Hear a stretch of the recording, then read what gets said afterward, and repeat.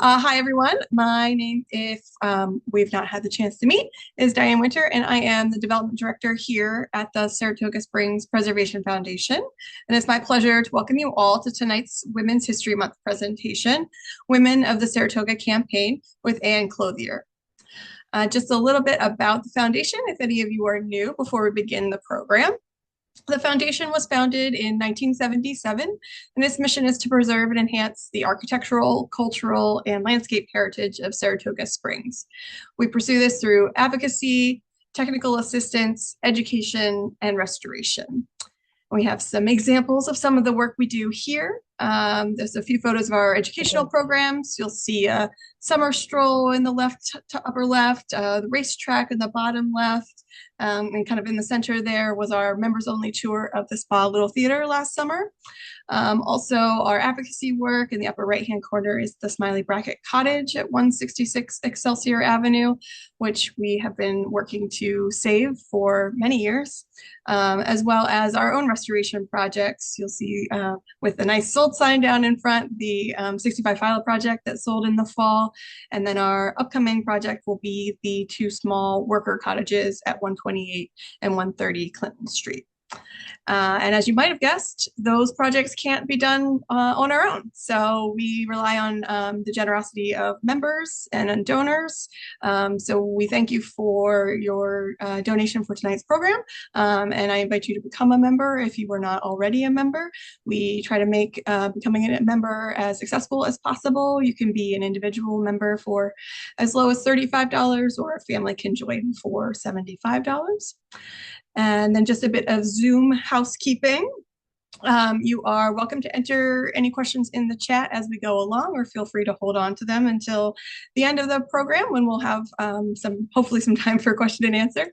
And there'll be like, there's a reaction section, so you can raise your hand and I can unmute you at that time. Or like I said, type it in the chat and we'll get you set up that way as well. And without any further ado, I want to welcome tonight's presenter, Anne Clothier. Anne grew up immersed in history on her family's 200-year-old farm in northern Saratoga County. Her particular interests include women's history, which is why she's here this evening, textiles, and medical history. She earned her Bachelor of Science degree in history from SUNY College at Oneonta. While attending the Cooperstown Graduate Program in Museum Studies, she gained experience working on projects at the Farmers Museum, Fenimore Art Museum, and the New York State Historical Association. She worked as Director of Education at the Saratoga County History Center at Brookside Museum for over a decade before becoming assistant to the Saratoga County Historian in 2024, where she continues to work today. I invite you to push the clap reaction and help me welcome Anne Clothier to present this evening. Thank you, Anne. Good evening. Thank you so much for everyone being here. And I have to admit, this is one of my favorite programs to offer. And it is a topic that is near and dear to my heart. I also spent a lot of time volunteering at Saratoga National Historical Park. I started there with a Girl Scout troop when I was about 12 years old. And so my love and passion for history has not waned, and I am honored to be able to continue this research and these studies to be able to bring this information and share these stories with you. And I'm going to finish up this evening with some ways of continuing your learning and being able to continue with your curiosity and attend various events that we have coming up. So I'm going to start sharing my screen. And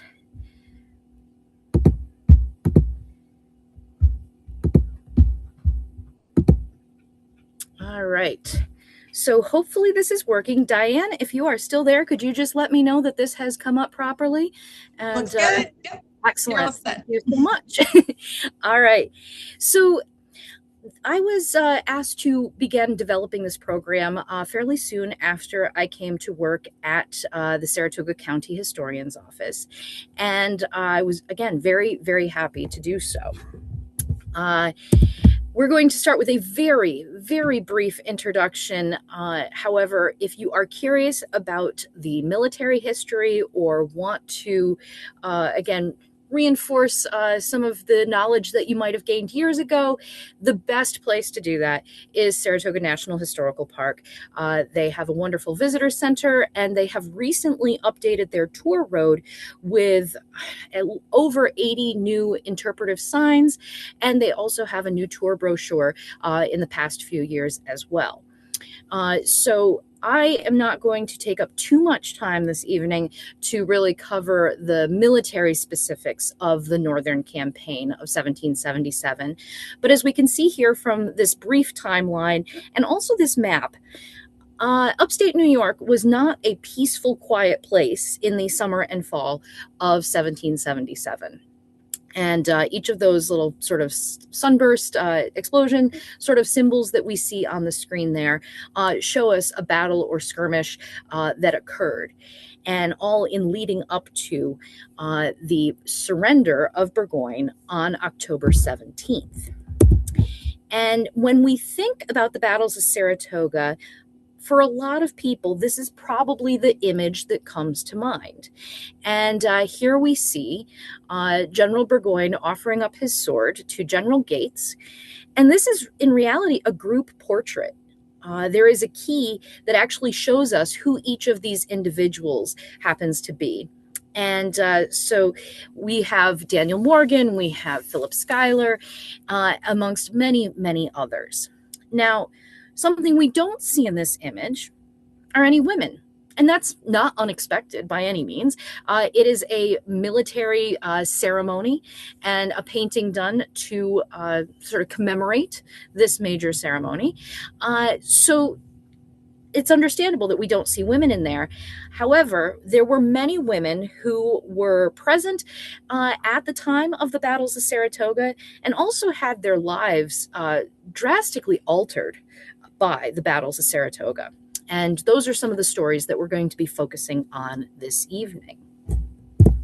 Now, sometimes when I tell people that I present and share information on women and the battles of Saratoga, it's sometimes met with surprise that there were any women present.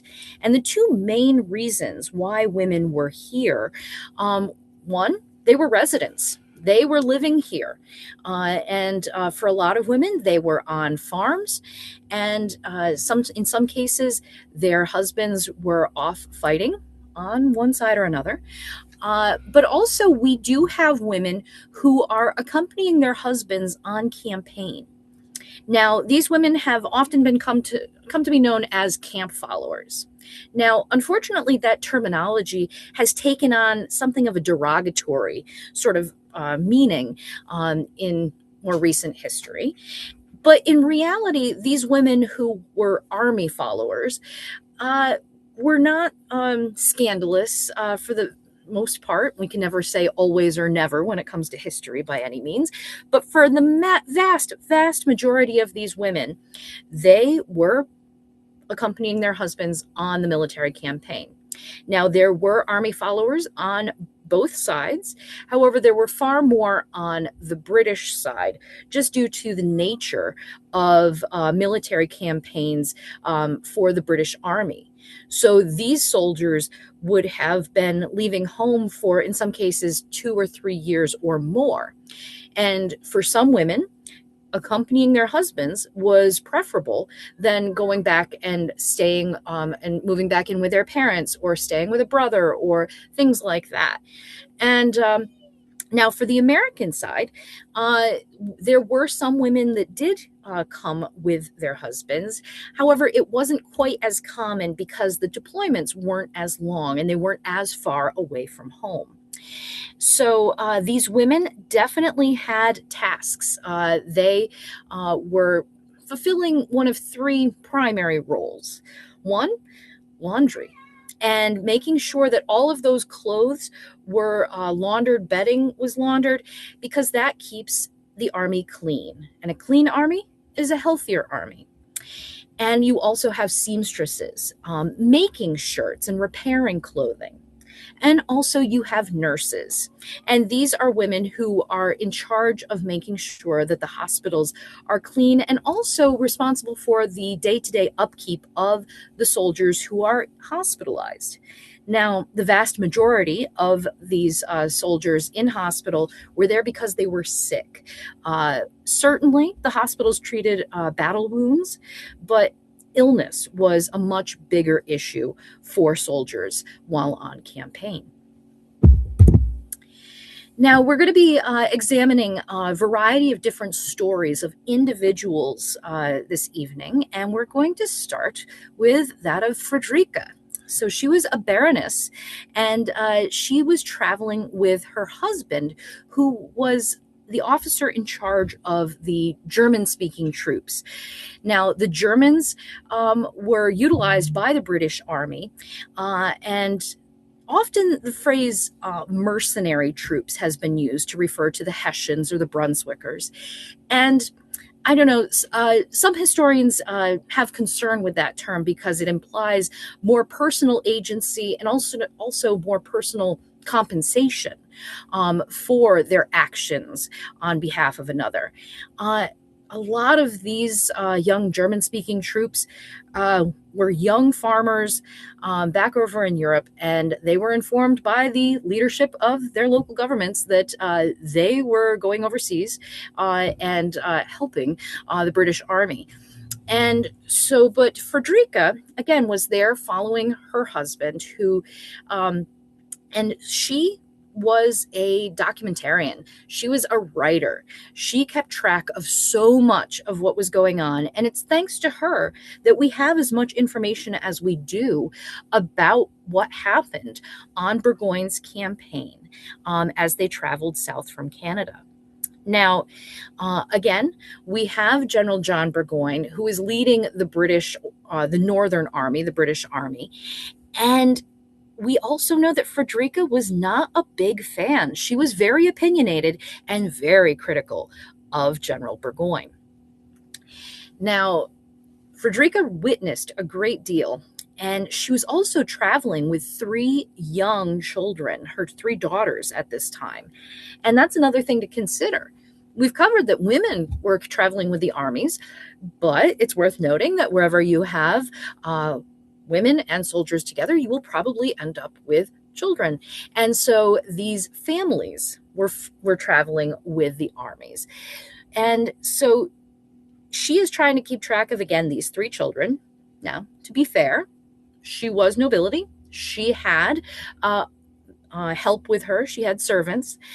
So she was not doing this entirely solo, but still, we know through her memoirs that she went through a great deal. And it was, in some cases, very traumatic for her and her children. Now, she writes that towards 3 o'clock in the afternoon, instead of my dinner guests arriving as expected, poor General Fraser, who was to have been one of them, was brought to me on a stretcher, mortally wounded. The table, which had already been set for dinner, was removed, and a bed for the general was put in its place. I sat in a corner of the room, shivering and trembling. Now, the poor General Fraser in question is this man right here, Simon Fraser. And he was one of only 2 British generals during the American Revolution that was killed or died of their wounds, again, from the British Army. So, and this happened right at Saratoga. And he lingered on through the night and had passed by the next morning. Now, this very dramatic painting, which again has taken a bit of poetic license, depicts the burial of Fraser. And Frederica writes that at precisely 6 o'clock, the body was actually carried away, and we saw all the generals and their staffs take part in the funeral services on the hilltop. The English chaplain, Mr. Brudenell, held the services. Cannonballs constantly flew around and over the heads of mourners. A number of cannonballs also flew about where I stood, but I had no thought for my own safety, my eyes being constantly directed towards the hill, where I could see my husband distinctly standing in the midst of the enemy's fire. And similar to the painting of the surrender that we saw, this painting also has a key, and it is a group portrait of essentially the leadership of the Northern Army, the British Army at this point in time. Now, another depiction that does, if we look very closely, show Fraser's burial is this one.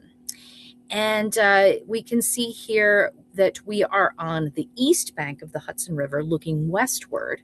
And if we zoom in, we can see the funeral procession making its way up the hill to Fraser's burial location. And right at the front of the procession, we have Chaplain Brudenell. And then behind that, we have the coffin of Fraser. And then again, all of that, all those officers following them. Now, if we go back a moment, we can see off to the left-hand side that there are some small cabins and such. And it is probably from one of these structures that Frederica was watching this procession. Now, on to another individual, and we can also see that up in the upper right-hand corner of the screen, I've added a little bit of a cheat sheet to give us an idea of what side the individual supported during the American Revolution. And in the case of Toyana Jonigan, also known as Two Kettles Together, she was an Oneida woman. And the Oneida, as well as the Tuscarora, they deviated from the rest of the Haudenosaunee or the Iroquois Confederacy, and the Oneida supported the American cause. And so we can see here that if we look very carefully into the center left of our screen, we can see Toyana Jonigan depicted handing a loaded musket to her husband, Hanyeri. Now, this is actually a modern painting that was done by the artist Don Troiani. And this is depicting the Battle of Oriskany, so out in the Mohawk Valley in August, prior to the battles of Saratoga. And this is considered one of the battles, again, involved in the campaign and the lead up to the battles of Saratoga. And so Toyana Jonigan's husband, Hanyeri, was wounded during the battle. And so she started loading his musket so that he could continue fighting. She cared for his wounds and traveled with him, and actually appears to have been present at the Second Battle of Saratoga. And General Gates actually wrote a letter requesting that she be given certain items in appreciation for her assistance during the campaign and the lead up to the Burgoyne's surrender at Saratoga. So again, this was a diplomatic aspect as well. Gates wanted to make sure that the Oneida were shown appreciation for their efforts at this time. Now, she later went on to also lead a group of women in defending a fortified home in the Mohawk Valley later on in the war as well. And she lived well into the 19th century. And I wish we had even more information about her. But her story certainly is a fascinating and often forgotten aspect of Native American women at the time of the American Revolution. Now, another woman who was traveling with the British Army was herself a member of the British nobility. And with her very long name, Lady Harriet Fox Strangways Ackland, she was married to John Dyke Ackland. And she had originally been going to stay up in garrison and fortifications further north, but she received word that her husband was wounded early on in the campaign southward from Canada. So she hurried to join him and care for him. And so she continued on, but their bad luck continued because they had a fire in their tent. Their dog that was traveling with them had knocked over a candle, or so the story goes. And John, he rolled out of one side of the tent and saw that she was not outside, dove back into the flames, and then had to be dragged out by another soldier. She had managed to get out on her own. And so he was burned in the face and the hands, going back in to try and rescue her. So she again cared for his wounds. And then at the Second Battle of Saratoga, John was wounded. He was shot through both legs, his thighs, and ended up behind enemy lines when the British retreated. And John Burgoyne writes that all I could furnish to her was an open boat and a few lines written upon dirty and wet paper to General Gates, recommending her to his protection. Mr. Brudenell, the chaplain to the artillery, the same gentleman who had officiated so signally at General Fraser's funeral, readily undertook to accompany her, and with one female servant and the major's valet de chambre, who had a ball which he'd received in the late action then in his shoulder, she rowed down the river to meet the enemy, but her distresses were not yet to end. And once again, we have a very dramatic painting that was painted in the years after the Revolution. And this is a painting by Robert Pollard depicting Harriet and also Chaplain Brudenell, the maid, and that poor valet who had already been wounded in a boat crossing the Hudson. And the night was advanced before the boat reached the enemy's outposts, and the sentinel would not let it pass, nor even come on shore. In vain, Mr. Brudenell offered the flag of truce and represented the state of the extraordinary passenger. The guard, apprehensive of treachery and punctilious to their orders, threatened to fire into the boat if it stirred before daylight. Now, Harriet definitely had quite an adventure. Now, she already had a couple of daughters in England, but she was also pregnant at this time, roughly 5 months along. And so here she is in a boat on the Hudson in the middle of the night, trying to go behind enemy lines to care for her husband. And it depends on which side of the story we believe.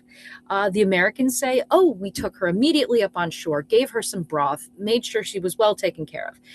The British, and particularly General Burgoyne, say that she was left to drift out in the Hudson in her boat for hours on end in the rain. So again, which side is to be believed? Well, that's a discussion for another day. We also have the story of Lydia Quitterfield Nielsen.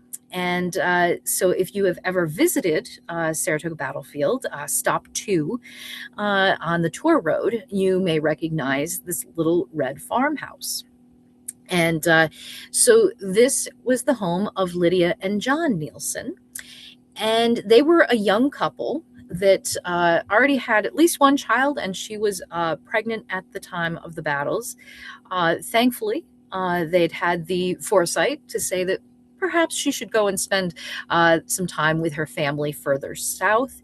And so she was not present at the battles themselves, but she certainly felt the consequences and aftermath of the battles, because her little farmhouse became the headquarters for Generals Arnold and Poor of the American Army. And yes, that General Arnold. And surrounding the house on their farm were many, many American troops. Well, those troops were hungry, so they ended up foraging over 40 bushels of potatoes. And we can see in this document to the left that it documents the things that this family lost at the time of the battles. So again, those 40 bushels of potatoes taken by the soldiers. And they also lost some fencing and also pasture and standing grass and forage. And so these were things that they tried to put in a claim for after the battles. And this document, which was submitted by the inspectors in March of 1778, was part of that process to try and get compensation. So again, Lydia certainly, got to see some of the aftermath in her home and on the grounds of her farm. But again, soon after the battles, they did return. They continued farming. They had many more children. They built a much larger addition onto this structure, but did thankfully leave this standing. So that is what is able to show us what their home might have looked like at the time of the battles. Not far away as the crow flies, on the shores of Saratoga Lake, we had Mary McAlpin. And she was a woman who was married to a veteran of the British Army who had served as an officer during the French and Indian War. And he had settled again on Saratoga Lake and had 300-acre parcels. And their troubles were caused by their neighbors and their neighbors' disapproval of Daniel's political affiliation. Now, as a veteran of the British Army, he was not really interested in becoming involved in the local militia. Even though they tried to encourage him to do so, they thought he'd be a good leader. He had experience leading men, but he could not turn his back on his homeland, the British Army, the place where he was born, where Mary was born. And so Mary and Daniel and their 3 children, Mary, Isabella, and James, were harassed. Daniel was imprisoned, and also they were subjected to what could be today termed home invasions. And here we have some descriptions of what happened to Mary. In May of 1777, there came a body of men, their faces blackened, to the late Major McAlpin's house at Saratoga Lake a little after sunset, and took Mrs. McAlpin, her children and servants, and shut them up in her kitchen without fire or candle for a considerable time. Though when Mrs. McAlpin and her family went into the rooms they had been in, we found a number of trunks broke open, all of Major McAlpin's and his family's clothes, and every other valuable thing they could move gone. They took Mrs. McAlpin and her family prisoners and conveyed them in a wagon to Stillwater, where they were put in a small, empty, cold hut, which had been formerly made use of as a schoolroom, where they remained for a week without table, fire, chairs, or any other convenience. And we also have Richard and Hannah Cartwright stating that when Mrs. McAlpin was brought from the hut to Albany as a prisoner with her daughter, that they neither of them had a rag of clothes to shift themselves, nor a single article of any sustenance left them, all taken by the rebels, and their usage was barbarous, cruel, and inhuman. Now, these were things that were done to a woman and her children based entirely upon the political opinions of the husband and father. And so Mary and her children did end up in Canada. And these particular accounts come from her attempts to gain compensation from the British government for all that was lost, their land, their possessions, all of that. And so these loyalist claims provide an incredible amount of information, but they're also very tragic to read through and to imagine what was happening right in our local area between neighbors. And this reminds us that this truly was a civil war. Now turning our attention a little bit further eastward, this is a woman who ended up later on settling in Saratoga County.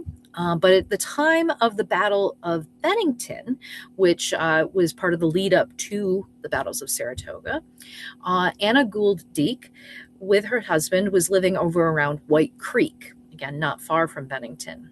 And he was involved in that battle, and she went looking for him. She found him with minor injuries. She cared for him. And while she was there, she was asked by some of the German troops to help them and to bring them water, and because they had been wounded. And she did.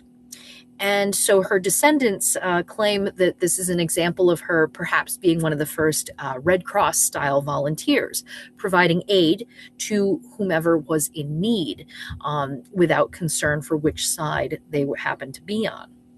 And her descendants live a lot in Saratoga County and in upstate New York, and are some of them are quite well known. The Dake family of Stewart's Shops fame. And Anna herself, and with her husband, later settled in Greenfield, and that's actually where that tombstone is. So again, she later ended up being a Saratoga County resident. Now, Elizabeth Monroe Fisher was a woman who ended up as a refugee with the British Army. Some American troops had ordered her out of her home at 6 in the morning, and she sat outside on the ground with her infant in her lap and watched them burn her house. And she had been living up around Hebron area, but with no other place to turn. She went to Burgoyne's camp and again was a refugee. And she writes about being about the middle of October. We suffered cold and hunger. Many a day I had nothing but a raw piece of salt pork, a biscuit, and a drink of water, poor living for a nurse. At this time I had my child at my breast, being 11 months old. Now, she gets tired of this and she tries to gather some of the other women traveling with Burgoyne's army to try and pool their rations and to get them actually cooked, because they had not been able to start fires for fear of drawing fire, cannon fire from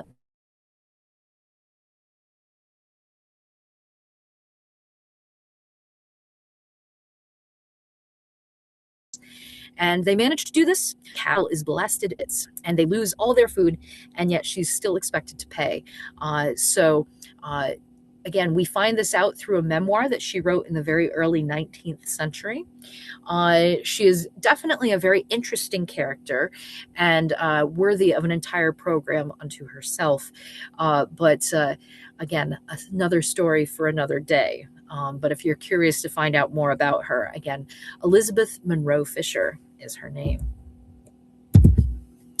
Now, a little bit further south on the Hudson River, present-day Half Moon area, was the tavern of Elizabeth Peebles. And she and her husband, Thomas, had settled there in the 1760s and started this tavern. Unfortunately, Thomas, he died around 1774, and she was left with multiple children, and she continued the running of the tavern, and it became quite the local landmark. In that map, with the little blue arrow, it's pointing to Widow Peebles. So again, a landmark right there in the 1770s. A later for sale advertisement advises that the property in question is on the opposite side of the river from the Widow Peebles. And so while we don't have any depiction of what it looked like in the home in the 1770s, we do have this engraving of a tavern at that time, and even with a female tavern keeper off in the corner pouring a drink. Now, the tavern does still stand, and again, along the Hudson, a larger, later addition was added to the front, but it is a fascinating local architectural survivor of the 1770s as well.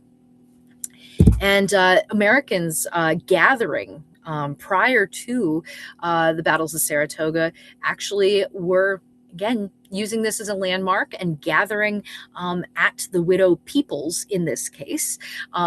Phonetic spelling, we'll take it.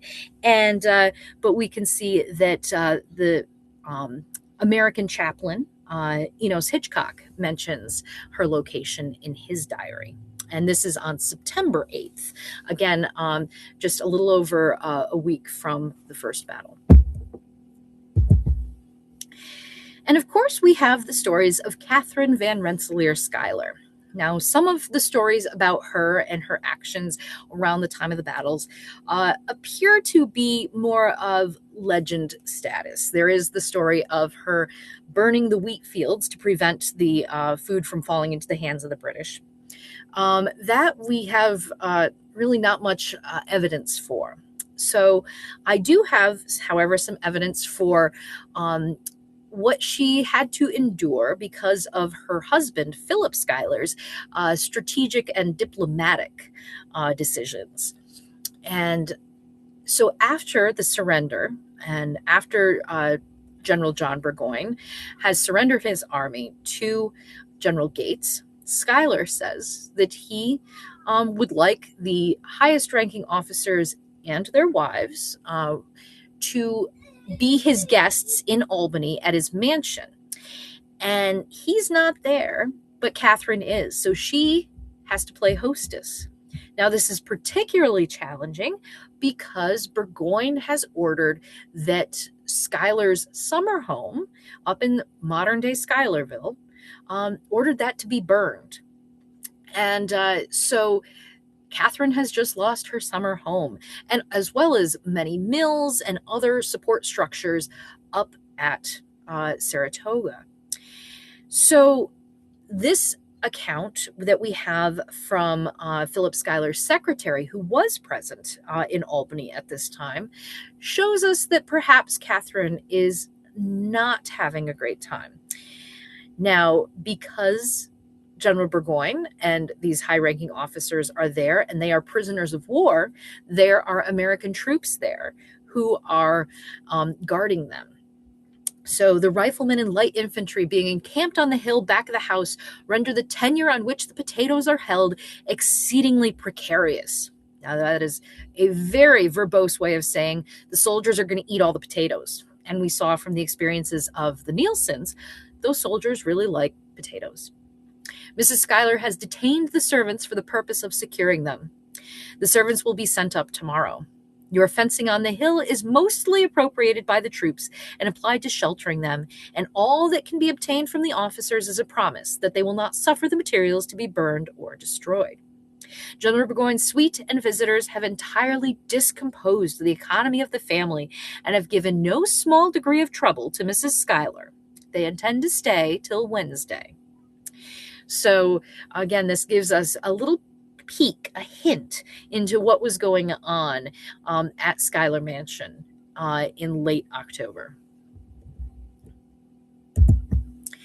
Now, we also need to consider the experiences of some other women who were at Schuyler's Mansion in Albany at this time. We have from account books, I believe The Ordering of Shoes, the names Mary, Dinah, Jenny, and Moll.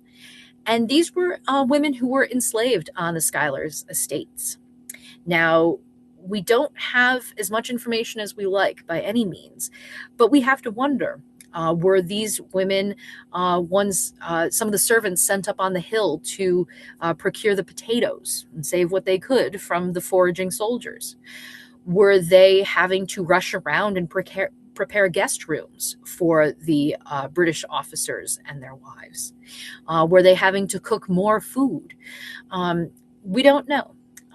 But it's important to remember that their lives were certainly altered by this campaign and these military events in our region as well.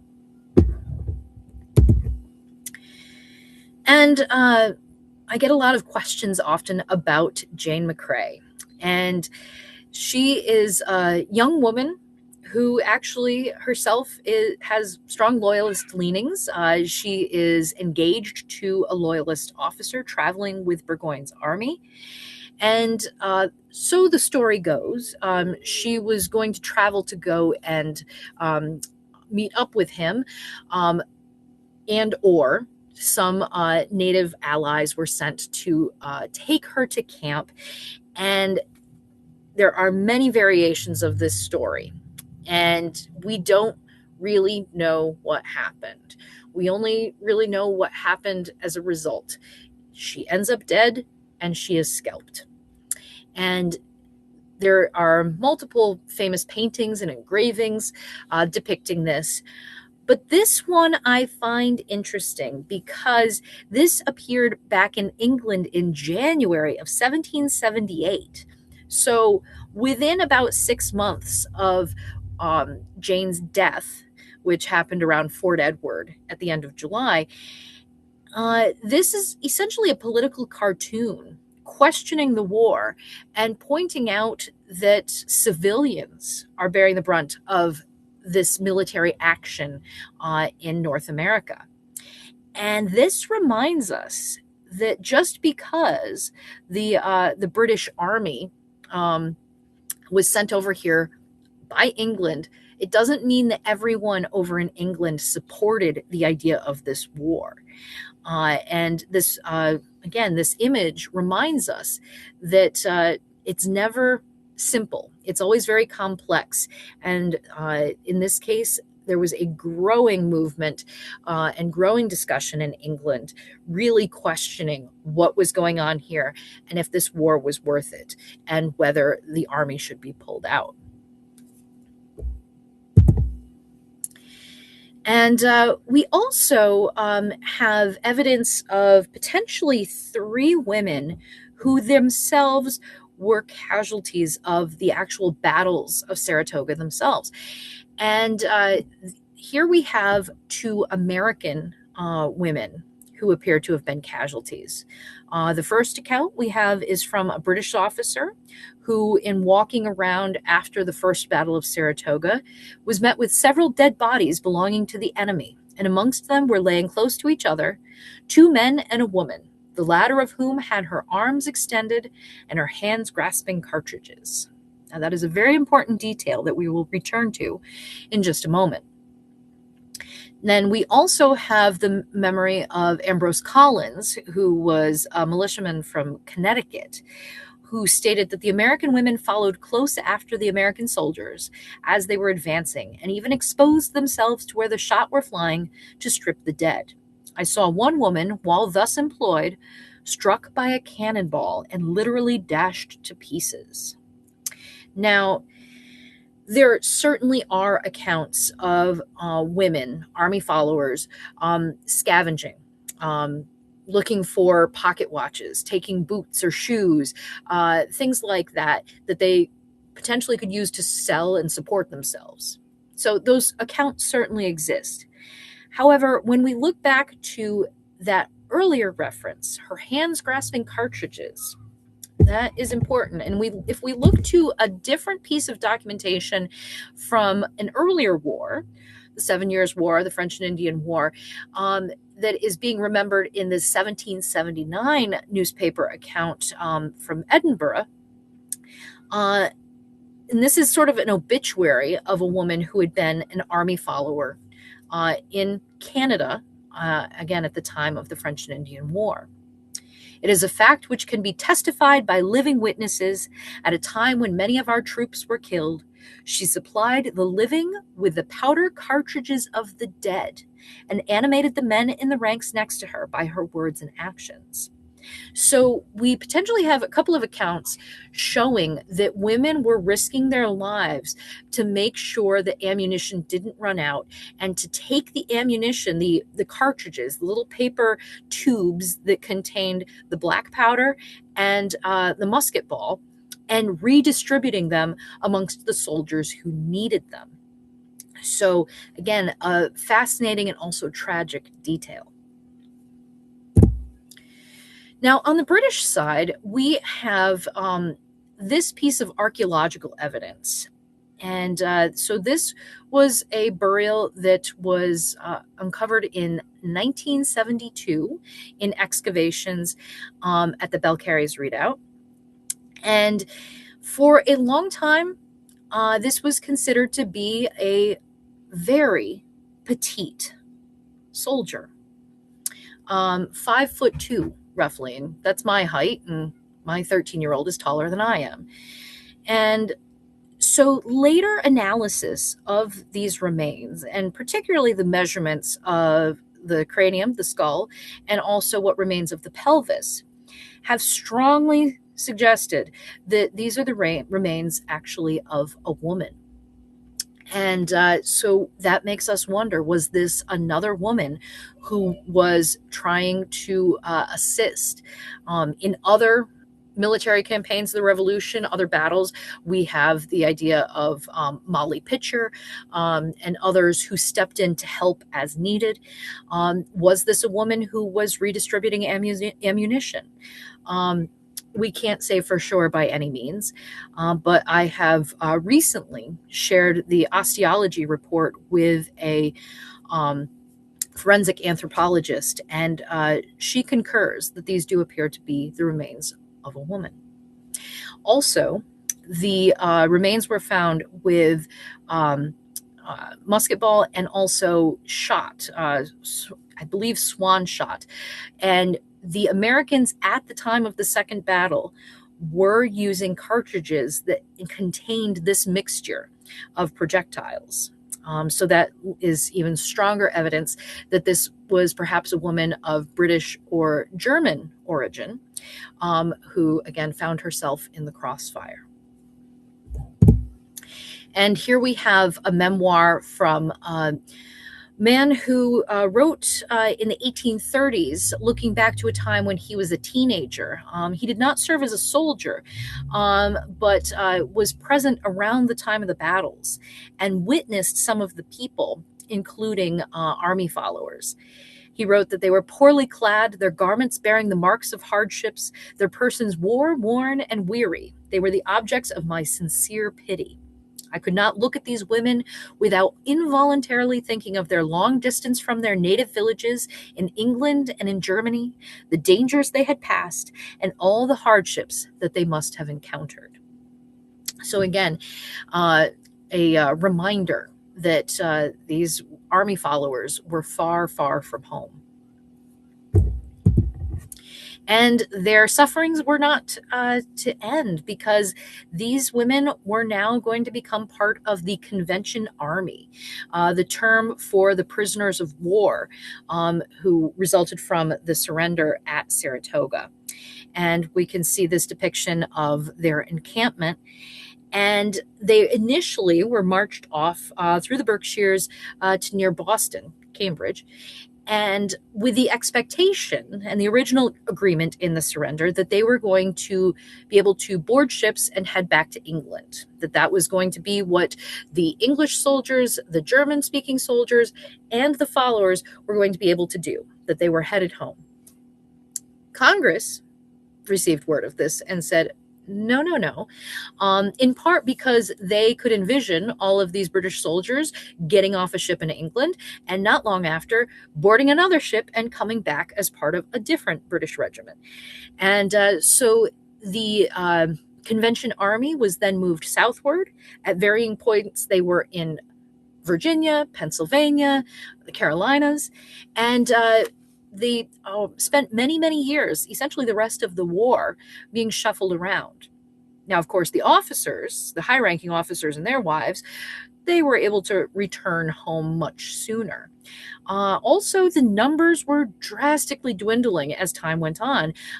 Certainly, you have illness and things like that, and people dying, but there was a lot of desertion, people wandering off, and there are many people in the United States now that can trace their ancestry back to a deserter from the British Army or the German speaking troops as well.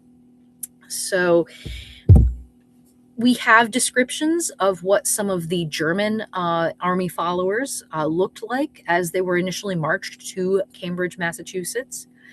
And that the troops were accompanied by great numbers of women who seemed to be the beasts of burden, having a bushel basket on their back by which they were bent double. The contents seemed to be pots and kettles, various sorts of furniture, children peeping through gridirons and other utensils, some very young infants who were born on the road, the women bare feet, clothed in dirty rags. Such effluvia filled the air while they were passing. Had they not been smoking all the time, I should have been apprehensive of being contaminated by them. And also the troops had some women. They wore short petticoats, barefooted, bare-legged, with huge packs on their backs, some carrying a child and leading another or two. They were silent, civil, and looked quite subdued. Now, this is another modern painting by military historian and artist Don Troiani. And this was something that I was very honored to be part of this project because I was asked to be the model for this painting. And my older daughter, Addie, who was only about 2.5 or 3 at the time, she came with me and we marched back and forth. Don, the artist, took many photographs. And so again, it was quite the honor to be part of this. and uh, pretty much everything that you see depicted in that painting, clothing wise, belongs to me, save for the uniform coat, because this is what I look like on the weekends. And as I said, I've been a very long time volunteer over at Saratoga National Historical Park, and have dragged my children along with me as well. The teeny tiny one, you can see in the upper left side, she was only 5 weeks old in that picture. She's 4 now, and you might have heard her in the background a little while ago. But as I mentioned, it was a great honor to take part in the creation of this new artwork to help share the story of these women who were present and had their lives drastically altered by the battles of Saratoga. Now, if anyone is wanting to continue your opportunities to learn about what happened, we have Siege Weekend that's this year going to be October 10th and 11th, and that is going to be over around Schuylerville. Also, down at the battlefield, we'll have a number of reenactors, historical interpreters, blacksmith, shoemaker, cooking demonstrations, musket demonstrations, the cannon firings, all sorts of chances to see and also interact with experts on this era. We also do our Surrender Day ceremony, and that is on October 17th. We work a lot with the local schools, and that also involves cannon firings and various other parts as well. The students actually involve their music teachings and get to learn drum beats. And we also have some of the students take part in the laying down of wooden muskets, and they also get to take part in drinking apple cider toasts. And so it is a favorite activity of a lot of local 4th and 5th graders. So that is open to the public, and you can look for more information about that at saratoga250.com. I encourage you to follow us on Facebook, Instagram, and we also have a symposium coming up on May 2nd over in Schuylerville, and you can check out for more information on that at saratoga250.com, and it is a great way to hear about a lot more of the local research that is going on related to the American Revolution and specifically the battles of Saratoga. So again, I encourage you to follow along, and I will stop sharing my screen here, and we will.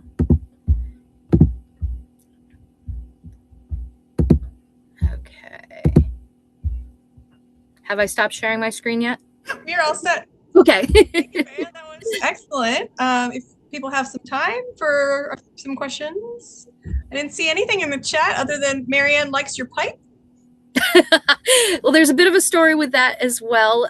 In the painting, I'm depicted smoking a pipe because that is part of the description of these women army followers. They were smoking tobacco pipes. And Don disappeared into his garage and came out with this old clay pipe that had obviously been used. And I am a notorious germaphobe. But for the art, I actually put the pipe in my mouth. He said, "You have to get this set of your jaw just right." And so, yes, for the art, I went along with it. So that's the story behind the pipe. I see Jane's hand. Go ahead, Jane. Hi, this was a wonderful talk. I'm a professional genealogist, and I'm very interested in one of the documents that you featured. I'm on the Siena University New York Heritage Site, and it's the claim for damages. Can you give me some context? Where were these filed? What who was doing the appraisal? What were they expecting? So the hope of the Nielsen's was to receive, I think it's 90 pounds sterling financial compensation. And from what I've read, they did not receive that amount. I don't know exactly how much they did receive, but they were not fully successful. And I believe that it was potentially might have involved the Albany committees of safety, committees of correspondence. I can't say for sure without doing a bit more of a deep dive into that, exactly who was involved with that. But that is a very good question. And the Siena has done an amazing job with their American Revolution, their research center there that focuses on that era. And I am sure there are some professors there who might be able to provide a lot more context, and especially have access to more of the provenance and some of that contextual information with that document. Do you know that, is this a standalone document, or are there other claims? To the best of my knowledge, it's standalone. It's the only one I see, and I didn't find, I don't believe it mentions that it's part of a bound book or things like that. But I must admit, it's been a little while since I looked specifically at that. But Siena and their staff would probably be great ones to answer that.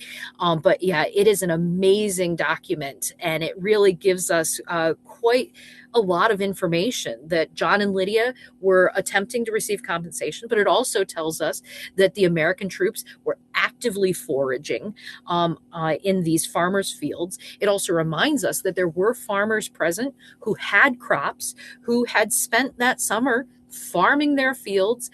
And also, today, we don't think too much about that reference to the loss of standing grass. But in the 18th century, John and Lydia were expecting to be able to use that as hay for their animals through the winter. And so that had been eaten up by all of the horses and the oxen who were there with the American army. So this has put them into a tough spot. They've lost their potatoes, they've lost the forage for their animals and all of that. So again, it's an incredible document. Thank you.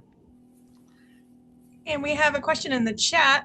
I'll get right next to you, Marianne. But Carol asks, it looks like maybe they want to be involved with the activities in October. And they say, do you have to be a reenactor to participate in the October activities, or are there other activities that non-reenactors can help with?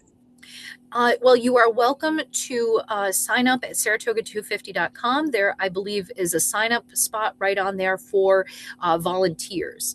And so we do have opportunities to help out in the Saratoga 250 tent and assist in various ways.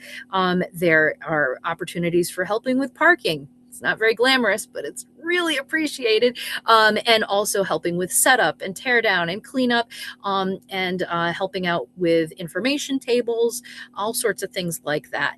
And it's not just that event. There are a variety of events that we do throughout the year. We also have quite a presence at the Saratoga County Fair.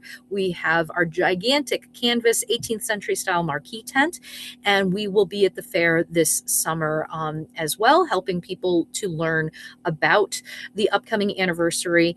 And I should also mention that a lot of this is in preparation for the huge reenactment that we are working on for October of 1770, or excuse me, 1777 on the rain, October of 2027, the 250th anniversary for the battles.